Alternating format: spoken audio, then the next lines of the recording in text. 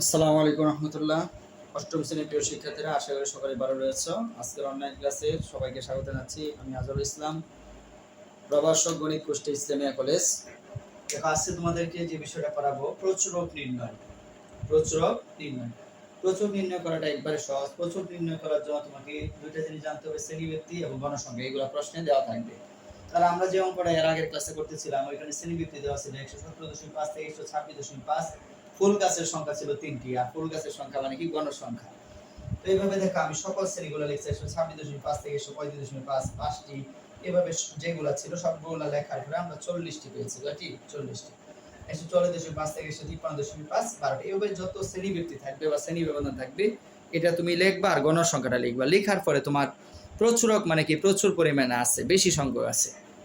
লক্ষ্য করো, সবচেয়ে বেশি ফুল গাছ আছে 12টি। কয়টি আছে? 12টি। তাই আমরা লিখলাম এখানে গণসংখ্যা সর্বাধিক 12 আছে। কোন শ্রেণীতে? 144.5 থেকে 153.5 শ্রেণীতে। তাই এই শ্রেণীটাই হচ্ছে আমাদের প্রচুরক শ্রেণী। তাই লিখবো আমরা কি, এখানে গণসংখ্যা সর্বাধিক আছে 12 আছে। কোথায়? 144.5 থেকে 153.5। তাই এটাই হচ্ছে আমাদের প্রচুরক শ্রেণী। তাই 144.5 থেকে 153.5 হচ্ছে প্রচুরক শ্রেণী। প্রচুরক শ্রেণী। এখন আসো শিক্ষার্থীরা, আমরা প্রচুরকের একটা সূত্র জানি। প্রচুরক এর সূত্রটা কি? সমান n plus f1 by f1 plus f2 into s। এটা হচ্ছে কি তোমার সূত্র, ঠিক আছে? এখন এই সূত্রের মধ্যে f1 প্লাস f2 সুন্দর করে লিখি, আমাদের লেখাটা স্পষ্ট হয়ে গেছে। f1 by f1 plus f2 into x। এখন এখানে আমরা দেখব l কি। l হচ্ছে কি তোমার নিম্ন সীমা। l হচ্ছে কি নিম্ন সীমা। তাহলে নিম্ন সীমা কত আমাদের? 144.5।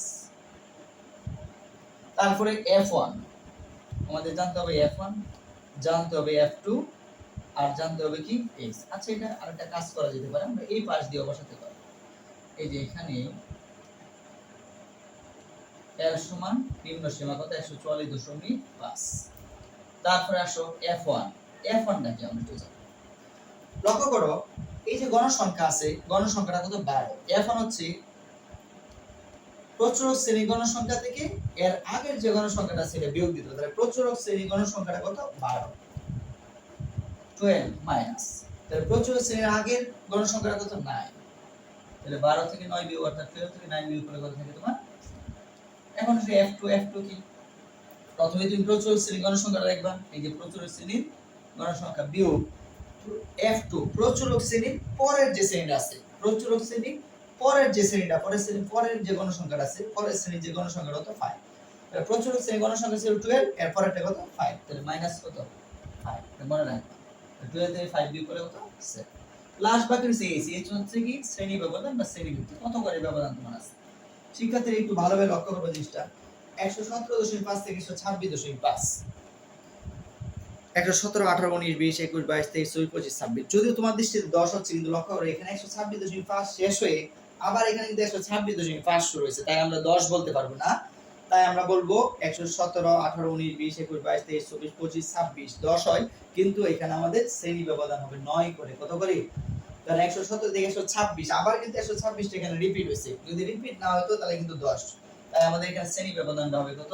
9। এটা কিন্তু খুব গুরুত্বপূর্ণ, মনে রাখবা। আচ্ছা, এখন আমরা যদি মানটা বসাই, l এর মান কত আছে? 144.5 বা 144.5 প্লাস f1 এর মান কত তোমার? 3। এই যে নিচে f1 এর মান কত? 3 প্লাস f2 এর মান কত? 7 ইনটু s এর মান কত? 9 ইকুয়াল 144.5 প্লাস 3, 3 আর 7 যোগ করে 10, এখানে গুণ কত? 9 সমান 144.5 প্লাস এই যে 3 টা উপরে 9 টা উপরে গুণ করে 27, নিচে কত?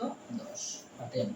এখন আমরা কি করব? ভাগ করব। 144.5 প্লাস 27 এ 10 দ্বারা যদি ভাগ করা হবে 2.7। এখন এই দুইটা তুমি কি করে যোগ করবা? 144.5 প্লাস 2.7 যদি আমরা যোগ করি তাহলে 147.2, 147.2। এটাই হচ্ছে আমাদের প্রচুরকের অঙ্ক। আশা করি বুঝতে পেরেছো। প্রচুরকের অঙ্ক একবারে সহজ। প্রথম আবার আমি বলতেছি, তো ভিডিও ক্লাস তুমি আবার রিপিট দেখতে পারবা। গণ সংখ্যা সবচেয়ে যেখানে বেশি আছে সেটাই হচ্ছে আমাদের প্রচুরক শ্রেণী। আর এই প্রচুরক শ্রেণী তুমি পেয়ে গেছো, তখন এই সূত্রটা মনে রাখতে হবে, প্রচুরক সমান l plus f1/f1 plus f2 into s। f1টা আমি আবার বলে দিচ্ছি, f1টা কি হবে, এই দাও গণসংখ্যা, এই গণসংখ্যাটা প্রচুরক শ্রেণী গণসংখ্যা f1 f1 মানে আগেরটা, তাহলে এই আগের গণসংখ্যাটা কি হবে, বিয়োগ। আর f2 হচ্ছে পরেরটা, তাহলে প্রচুরক শ্রেণীর গণসংখ্যা থেকে পরের যে গণসংখ্যাটা সেটা তুমি বিয়োগ করবা, মানগুলো বসাবে, তাহলে প্রচুরক শেষ। প্রচুরক অঙ্কটা খুবই সহজ। তো আগের ক্লাসে কিন্তু তোমাদেরকে আমি মদ্যপ দেখাইছি, ঠিক আছে। আর আজকের ক্লাসে আমি তোমাদেরকে প্রচুরক দেখাইলাম। তো মনোযোগ সহকারে ক্লাসটা করবা। কোনো সমস্যা থাকলে গ্রুপে আমাকে জানাইবা। সকলে ভালো থাকো, আল্লাহ হাফেজ।